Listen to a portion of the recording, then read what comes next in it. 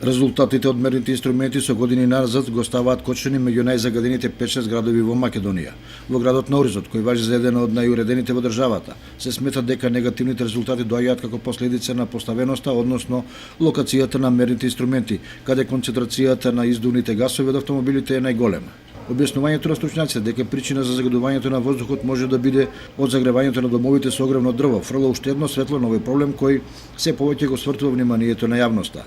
Тие прават голема разлика помеѓу согорувањето на суровите и сувите огревни дрва. Се смета дека најмалку загадуваат дрвата со влажност под 20%. Меѓутоа, поради проблематичното и најчесто задочено снабдување со огревно дрво, главно бука или дап кој подружницата осогово на граѓаните им дистрибуира кон крајот на летото или во текот на есента, тие немаат време ниту услови да ги остават да се исушат.